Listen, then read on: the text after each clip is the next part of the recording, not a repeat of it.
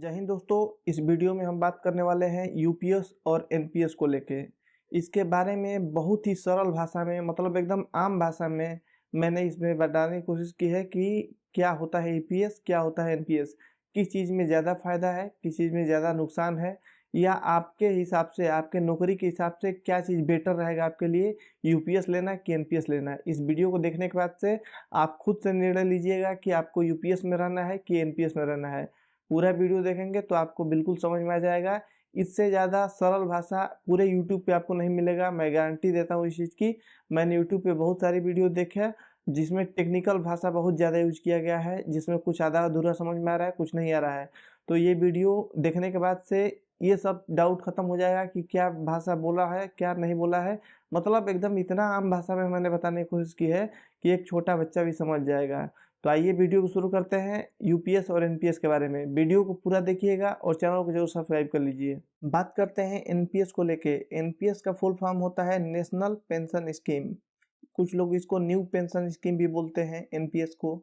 ये कब लागू हुआ है? 1 अप्रैल 2005 के बाद लागू हुआ है। मतलब 1 अप्रैल 2005 से पहले ओपीएस था। ओपीएस मतलब ओल्ड पेंशन स्कीम था, लेकिन 1 अप्रैल 2005 के बाद से एनपीएस लागू हो गया।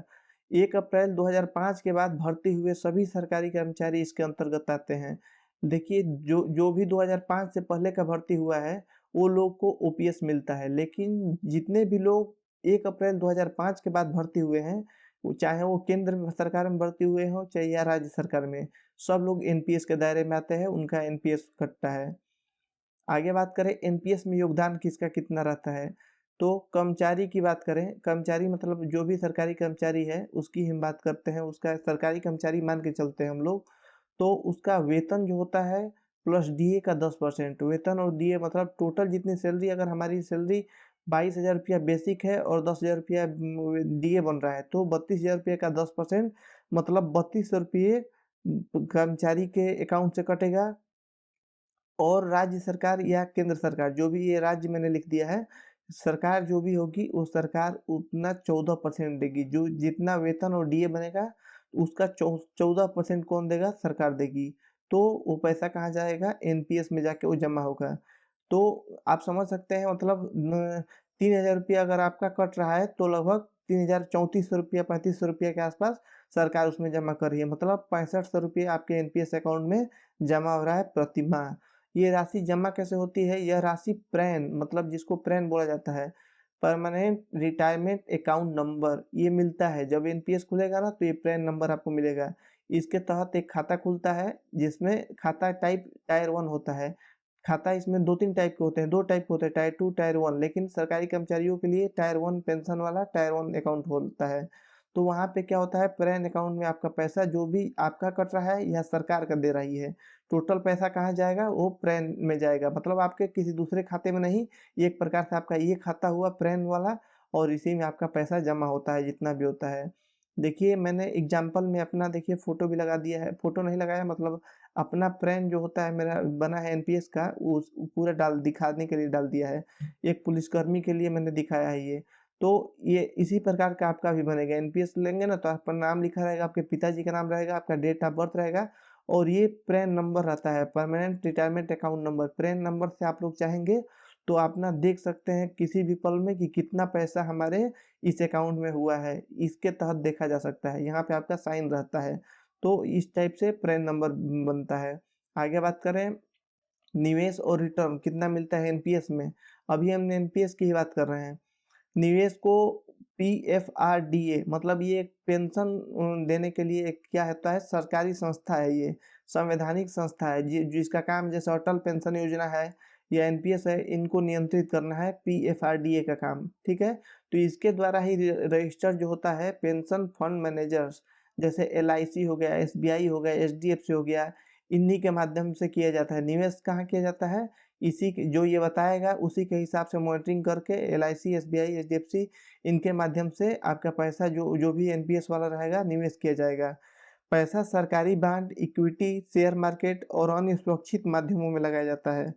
अब जो आपका पैसा कट रहा है वो पैसा कहाँ लगाया जाता है? वो सरकार कोशिश करती है, मतलब ये संस्था कोशिश करती है कि पैसा सेफ जगह पे लगाया जाए जहाँ पे ग्रोथ हो।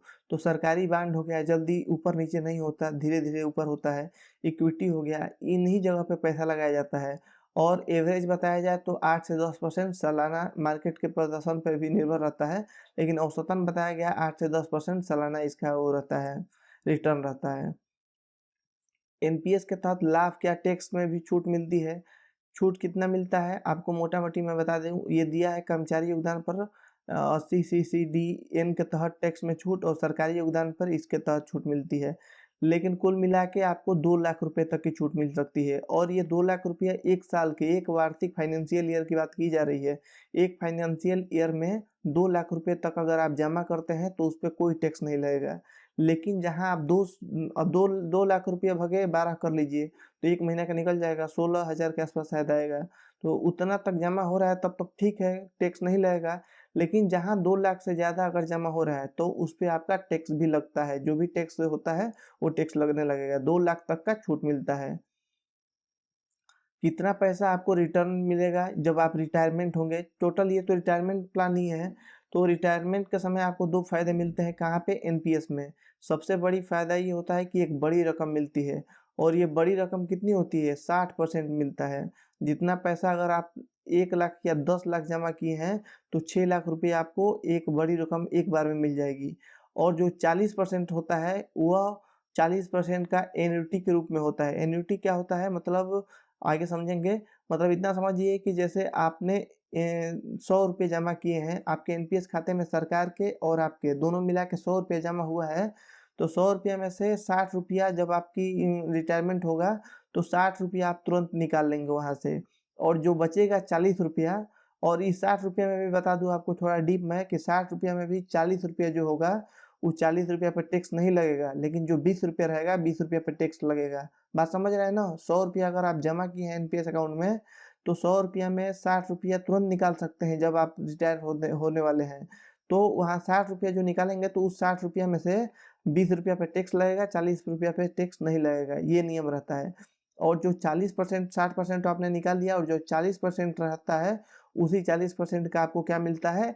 एन्युटी के रूप में पेंशन मिलता है। तो देखिए ये ग्राफ के माध्यम से मैंने समझाया है, टोटल एनपीएस हो गया ये दोनों पूरा गोला मिला के, जिसमें कि सरकार और आपका दोनों मिला के जितना पैसा 100% है, तो उसमें से 60% आप एक मुश्त निकाल सकते हैं, एक ही बार मिल जाएगा आपको और 40% जो रहेगा वो बच जाएगा एनपीएस के रूप में, जहाँ से आपको पेंशन मिलेगी। ये कुछ और इसका बेहतरीन उदाहरण मैंने एग्ज़ाम्पल लेके बताया है। देख लीजिए, मान लीजिए आपके प्रेन अकाउंट में, प्रेन आपको समझा चुका हूँ, प्रेन में कुल 20 लाख रुपए जमा हुआ है। एग्ज़ाम्पल लिया गया है कि 20 लाख रुपए जमा हुआ है और आपकी उम्र 60 साल हो गई है। तो आपको क्या होगा, जब 20 लाख रुपए जमा हो गया और 60 साल की उम्र हो गई, मतलब रिटायरमेंट आपका हो गया, रिटायरमेंट होने वाले हैं। तो क्या होगा, 20 लाख रुपया ये सरकार और आप दोनों मिला के जमा हुआ है, टोटल 20 लाख रुपया।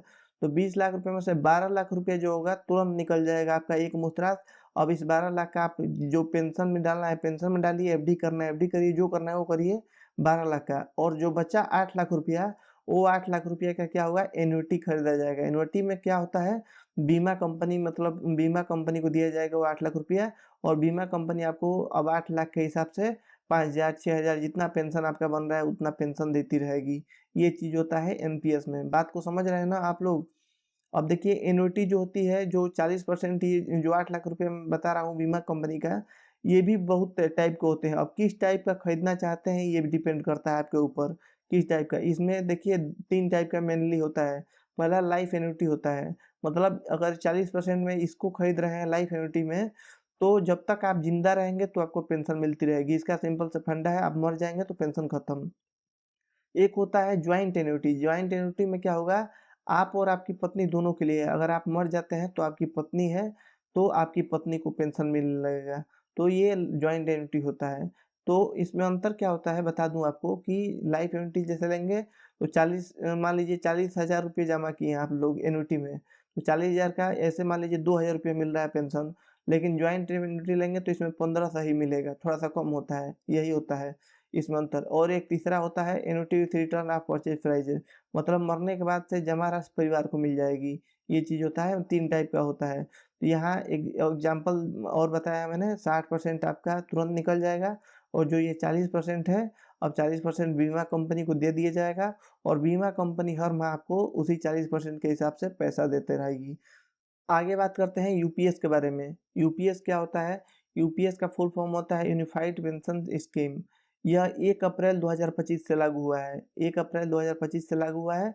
यूपीएस और एनपीएस स्विच में, मतलब एक बार स्विच कर सकते हैं, ये बता रहा है। इसमें यूपीएस का एक और नियम आया है कि एनपीएस अगर आपका पहले से कट रहा है, तभी आप यूपीएस में जुड़ सकते हैं, ठीक है?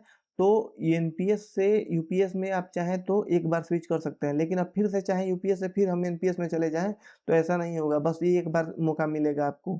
एनपीएस अगर कट रहा है तो यूपीएस में आ जाएँगे, और अगर नई जॉइनिंग आपकी हो रही है, तो आप जो मन, दोनों ऑप्शन रहेगा, जो मन वो चूज़ कर सकते हैं एक बार के लिए, ये फ़ायदा रहेगा। यूपीएस में क्या होता है, इसमें सबसे बड़ा डिफरेंस ये है कि वेतन और डीए का 10% तो उसमें भी कट रहा था एनपीएस में भी, इसमें भी सेम टू सेम 10% आपका कटेगा। प्लस में आपका वेतन और प्लस डीए का 18.5%, मतलब सरकार का जो योगदान होगा इसमें, ये 18.5% का योगदान होगा। सबसे बड़ी बात ये हो रही है। तो टोटल बनेगा क्या यूपीएस, उसमें 14% का था सरकार का योगदान, इसमें 18.5% का योगदान है सरकार का। आगे जानेंगे क्या मतलब है इसका। अब यूपीएस की विशेषताएँ क्या-क्या हैं, ये देख लीजिए। सबसे पहली विशेषता है गारंटीड दी पेंशन मिलेगा, महँगाई दर में वृद्धि के हिसाब से ये भी बढ़ेगा, परिवार को पेंशन मिलेगा, न्यूनतम पेंशन फिक्स होगा, एकमुश्त राशि भी मतलब मिलेगा, एक बार में आपको कुछ पैसा भी मिलेगा। आगे समझेंगे एक-एक के बारे में। गारंटीड पेंशन के बारे में बात करें, तो इसका पहला शर्त ये है कि 25 साल की सेवा पूरी हो जाएगी अगर आपकी, तो यूपीएस का मतलब माना जाता है कि आपका मैच्योरिटी हो गया, मतलब पूरा हो गया, आपका यूपीएस पूर्ण रूप से लेने के आप अधिकारी हैं। तो 25 साल की सेवा के बाद कर्मचारियों को उनके आखिरी 12 महीनों का औसत बेसिक सैलरी का 50% तक दे होगा। मतलब ये होता है ना कि इसमें सिस्टम ये है कि आपका जैसे लास्ट 12 महीना जो आप रिटायर होने वाले हैं, तो आप जॉइन किए हैं तब मान लीजिए आपका सैलरी 30,000 है, लेकिन जब रिटायर होने वाले हैं तो आपका सैलरी 1 लाख रुपया है उस टाइम। तो 1 लाख रुपया 12 महीने तक का जोड़ दिया जाएगा, और क्या होगा कि जो 12 महीना का आपका 12 लाख रुपया सैलरी होगा, और 12 लाख का एवरेज निकाल दिया जाएगा, औसत निकाल जाएगा, तो 12 भागे 12 लाख भागे 12, अब जितना आपका औसत आएगा, तो ये ऐसा होता है ना, औसत थोड़ा चेंज हो जाएगा हल्का-सा। अब पहले जनवरी में मान लीजिए आपका 90,000 है, फरवरी में जाके आपका मान लीजिए 92,000 हुआ, 93,000, तो सब मिला-जुला के औसत जो आपका 1 साल का लास्ट सेवा रहेगा, उसमें जितना टोटल सैलरी आपका बना और उतने भागे 12 कर देंगे, तो जितना औसत आएगा उसका 50% क्या होगा, आपका गारंटी रहेगा कि उतना पेंशन मिलेगा, ये चीज़ फ़ायदा रहेगा। अगर आपका 1 लाख रुपया निकल रहा है पर मंथ, अगर औसत निकल रहा है, तो 1 लाख में 50% मतलब 50,000 रुपया गारंटी रहेगा कि आपको यूपीएस में पेंशन मिलेगा। ये चीज़ होता है यूपीएस के अंदर। दूसरा चीज़, महँगाई दर में वृद्धि के हिसाब से ये भी बढ़ेगा। अगर पेंशन में महँगाई दर के हिसाब से इज़ाफ़ा होगा। अगर 50,000 रुपया आपका जो पेंशन बन रहा है, और मान लीजिए उस टाइम महँगाई की दर जो है अभी तो 55% है, तो मान लीजिए 55% है, तो 50,000 गुणे 55 भागे 100 कर लीजिए। तो जितना परसेंट निकलेगा और प्लस में आपका पेंशन, दोनों जोड़ के 70-75 हज़ार होगा, तो 75,000 रुपया आपका टोटल पेंशन होगा। ये चीज़ होगा, इसमें फ़ायदा हो रहा है यूपीएस में। परिवार पेंशन के लिए देखिए क्या सिस्टम है, यदि कर्मचारी की मृत्यु हो जाती है, तो मतलब आप मर गए तो आपको आपकी जो मृत्यु के बाद 60% तक आपके पेंशन आपके परिवार को मिलेगा। अगर आपको 1 लाख रुपया पेंशन मिल रही है, तो आपको परिवार को 1 लाख नहीं मिलेगी पेंशन, तब उनको 60,000 ही मिलेगी, 60% तक ही पेंशन मिलेगा। ये यूपीएस का चीज़ है एक। उम, अभी आगे इसकी विशेषता में ये है कि अगर 10 साल की सेवा पूरी कर लेते हैं, तो कम से कम 10,000 रुपए की पेंशन मिलेगी। एक शर्त ये भी रखा है इसमें, अगर कोई मान लीजिए आदमी ऐसा है कि जो पूरा 25 साल नौकरी नहीं करना चाहता, पहले ही निकलना चाहता है, तो वो 10 साल पूरा कर लिया है, तो उसको 10,000 रुपया कम से कम पेंशन मिलेगी। ये इसमें कर्मचारी का मतलब ये फ़ायदा है एक चीज़ का। दूसरा बात इसमें यूपीएस का एक और है कि एक मुश्त राशि इसमें भी मिलेगी। जैसे एनपीएस में मिल रहा था 60%, इसमें भी मिलेगी, लेकिन उतना नहीं मिल पाती है। कितना मिलेगी? यही सारा का सारा डिफ़रेंस यहीं पे है, सब कुछ समझने वाला चीज़। रिटायरमेंट के समय कर्मचारी को एक मुश्त तो मिलेगी, लेकिन कितना मिलेगी, अंतिम पे का 1/10 को नौकरी के वर्ष के छमाही के रूप में मिलेगा। बात को नहीं समझे तो समझिए, अगर आपका नौकरी जो होता है, अब मान लीजिए आपका 1 लाख रुपया सैलरी है, 1 लाख रुपया सैलरी है या 2 लाख रुपया, एग्जाम्पल दिया है मैंने, 2 लाख रुपया सैलरी है, ठीक है, और आप 25 साल नौकरी कर लिए हैं, तो 2 लाख रुपया सैलरी है और 25 साल नौकरी किए हैं, तो फिर 2 लाख का 1/10 निकाल लीजिए, एक दहाई मतलब कहा जा रहा है, 10वां भाग, तो कितना हुआ, 2 लाख का दहाई भाग 20,000 रुपये हुआ। 20,000 हुआ, और आपने कितनी साल की नौकरी की है, 25 साल की है, अगर 24 साल की है तो 24, तो 25 साल नौकरी की है, तो उसमें एक साल में 2 छमाही होता है, आपको पता होता है, तो 25 साल में कितना होगा, 25 दूना 50, मतलब 50 छमाही हुआ, तो 20,000 गुणे 50 कितना हो गया आपका, जो 10 लाख 10 लाख रुपया हो गया ये, तो 10 लाख रुपया कितने आपको एक मुश्त मतलब राशि ये मिलेगी। ये यूपीएस का सिस्टम है, समझ गए ना। एक बार और बता दे रहा हूँ, अगर आपका सैलरी मान लीजिए 2 लाख रुपया है अंतिम पे, जो लास्ट रिटायर हो रहे हैं 25 साल के टाइम, तो वो 2 लाख रुपया है, तो 2 लाख का 1/10 कर लेंगे तो 20,000 रुपया होगा, 20,000 रुपया, और आपने 25 साल नौकरी की है, तो 1 साल में 2 छमाही होता है, तो 25 गुणे 2 50 हो गया, तो 20,000 ये और 50 छमाही का ये, अगर मान लीजिए 24 साल ही की है तो 50 नहीं होता, 48 होता है, 20 गुणे 48 होता है। तो ऐसे ही जितना साल नौकरी की है उतना छमाही की से गुणा कर देंगे, तो इतना आपको मिलेगा क्या, एक मुश्त राशि मिलेगी यूपीएस के अंदर, ये चीज़ होता है, जो कि एनपीएस के तुलना में बहुत कम है, ये बात समझिए। इसमें दोनों में अंतर मैंने बताया है, अंतर क्या है देख लीजिए। यह एक स्वैच्छिक योजना है, यह निश्चित पेंशन योजना है। सरकार इसमें 14% योगदान देती है, बता चुका हूँ, 18.5% सरकार योगदान देती है। पेंशन निवेश पर निर्भर है, मतलब ये पैसा जो होता है आपका एनपीएस में, वो शेयर मार्केट में, बॉन्ड, सरकारी बॉन्ड में, और भी जगह पे निवेश होता है, और जैसा उसका इनकम होता है उस हिसाब पे निर्भर करता है, लेकिन यूपीएस में निश्चित होता है पहले से ही कि इतना चीज़ है। पेंशन बाजार पर निर्भर है, बाजार मान लीजिए तेजी से ऊपर भाग रहा है तो एनपीएस के पैसे में उछाल आ जाएगा, बढ़ जाएगा, लेकिन यूपीएस में ये चीज़ क्लियर नहीं है कि ये लोग का अभी पता ही नहीं है कि कहाँ लगाएंगे ये पैसा जो यूपीएस वाला है, तो अभी ये चीज़ क्लियर नहीं हुआ है। पेंशन की राशि निश्चित नहीं है इसमें एनपीएस में, लेकिन इसमें निश्चित राशि है। पेंशन के लिए एन्युटी जरूरी है। अब एन्युटी मैंने बता चुका हूँ कि आप किस प्रकार का एन्युटी ले रहे हैं, 40% आपके पैसे से, उस हिसाब से आपका पेंशन बनेगा, और पेंशन की गारंटी नहीं है, लेकिन इसमें पेंशन अंतिम 12 माह के औसत बेसिक पे का 50% इसमें क्लियर है आपका। बताया था मैंने कि 1 लाख रुपया अगर सैलरी है आपकी, तो उसका 50% मतलब 50,000 रुपया आपका फिक्स मिल रहेगा कि आपको पेंशन मिलेगा ही मिलेगा। ये चीज़ अंतर है दोनों के अंदर। अब देखिए कुछ और जानकारी ले लीजिए यूपीएस के बारे में। यूपीएस फिलहाल में यह योजना केवल केंद्र सरकार के कर्मचारियों के लिए है। ये एक चीज़ दिखाने वाली बात है, हमेशा यही होता है, कोई योजना केंद्र में ही आती है, फिर वो राज्य सरकार लागू लागू कर लेती है। तो अभी फिलहाल में ये केंद्र सरकार के लिए है, लेकिन बहुत जल्द राज्य सरकार भी सब धीरे-धीरे अपना लागू कर लेंगी। एनपीएस के तहत पहले से रजिस्टर्ड कर्मचारी भी यूपीएस में स्विच कर सकते हैं। ये तो मैंने बताया ही कि एनपीएस में पहले से अगर आपका है, तो यूपीएस में आप स्विच कर सकते हैं। राज्य सरकारें भी भविष्य में इस योजना को लागू करने का निर्णय ले सकती है। तो राज्य सरकार भी क्या होती है, इसमें बताया ही, सभी राज्य इसमें धीरे-धीरे लागू कर लेंगे। एक चीज़ और है, यूनिफाइड पेंशन स्कीम केंद्र सरकार के कर्मचारियों के लिए एक निश्चित पेंशन, महंगाई दर में वृद्धि और परिवार पेंशन जैसी सुविधाएं प्रदान करती है। तो ये हो गया यूपीएस के बारे में जानकारी। एक चीज़ महत्वपूर्ण आपको मैं समझा दूँ यहाँ पे कि देखिए, अगर आप एनपीएस में लेते हैं, तो एनपीएस का जो आपका पैसा जो जमा हो रहा है, जैसे यहाँ पे मैंने बताया था आपको ना कि 12%, ये डीए का 18.5% सरकार जमा कर रही है, और कर्मचारी का 10%। तो ये सरकार 18% करे या 100% करे, इससे हमको मतलब नहीं है। अब इसमें जितना पैसा हो रहा है, मान लीजिए इसमें 10 लाख रुपया हो गया है, तो इससे आपको क्या मतलब है, 10 लाख हुआ है या 10 करोड़ हुआ है, मतलब तो हमको है कि अंतिम पे हमारा जितना रहेगा, उस अंतिम पे का एवरेज निकाला जाएगा 1 साल का, और उतना का 50% हमको पेंशन मिलेगा। अब चाहे इसमें जितना ही करोड़ जमा हो, इससे मतलब नहीं है। अब ये पैसा सरकार ले लेगी आपका, जितना जमा रहेगा, ये 18% योगदान दे चाहे 21% दे चाहे मत दे।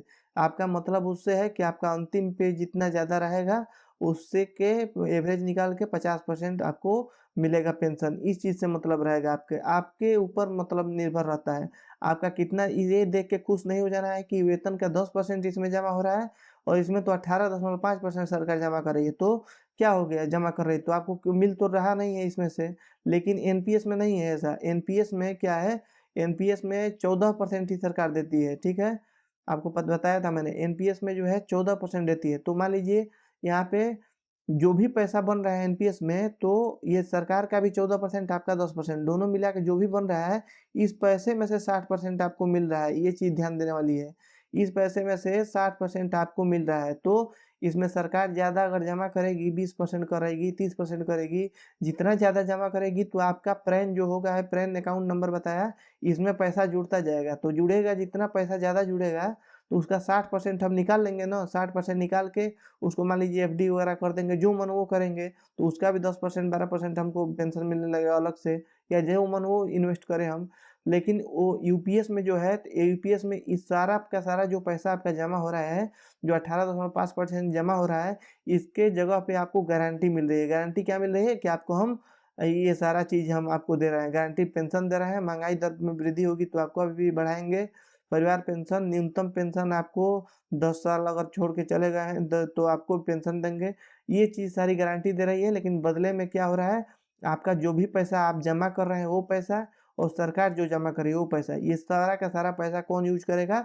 सरकार यूज करेगी। जो यूपीएस दे रहा है वो यूज करेगा, न कि इसमें से एक भी रुपया आपको मिलने वाला है। आपका दो ही जगह से पैसा मिलने वाला है कि पहला पैसा आपका आखिरी वेतन 25 साल की सेवा के बाद से आखिरी 12 महीने का औसत का वेतन जो होगा उसका 50% ये मिलने वाला है।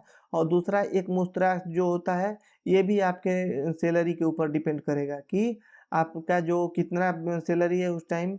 और इससे क्या मतलब है, मान लीजिए आपका 2 लाख सैलरी है, 4 लाख सैलरी है, तो इसका 1/10 गुणा करके और जितना साल किए हैं उतना गुणे 2 कर देंगे, तो उतना पैसा आपको मिलेगा। इससे क्या मतलब है, इस चीज़ का बात को समझिए। इससे इस चीज़ का क्या मतलब है कि सरकार 18.5% दे रही है कि 20% दे रही है कि क्या दे रही है, इससे आपको क्या मतलब, कुछ मतलब नहीं है। तो यही सबसे बड़ा डिफरेंस है। ये जो पैसा जमा हो रहा है, ये टोटल यूपीएस में सरकार यूज करेगी, बदले में आपको ये चीज़ देगी। और एनपीएस में क्या होता है कि ये पैसा जो भी आपका जो जमा हो रहा है, प्लस में सरकार 14% दे रही है, वो दोनों मिल के जितना जो हो रहा है उसका 60% आपको मिलने वाला है आपके खाते में। तो ये चीज़ फ़ायदा होने वाला है। और 40% जो बचा है, वो भी ऐसा नहीं है खत्म हो जाएगा। 40% का आपको मिलता रहेगा ब्याज, मतलब पेंशन मिलता रहेगा। जैसे आप मर जाते हैं, मर जाएँगे या आपकी मृत्यु हो जाती है, तो आपके परिवार वालों को वो पैसा 40% फिर से मिल जाता है। एक भी रुपया आपका खत्म नहीं होने वाला है। तो ये चीज़ होता है एनपीएस का अंतर, और यूपीएस में ये चीज़ होता है। आशा है कि बिल्कुल आप समझ गए हैं इस चीज़ को, यूपीएस और एनपीएस में क्या अंतर है। अगर नहीं समझे हैं तो फिर भी आप कमेंट करिए, मैं आपको इस पे कमेंट का रिप्लाई करके बताऊँगा। और वीडियो अच्छा लगा हो तो चैनल को ज़रूर सब्सक्राइब करिए, मैं आपके लिए ऐसी-ऐसी वीडियो लाते रहता हूँ। मिलते हैं अगले वीडियो में, तब तक के लिए जय हिंद।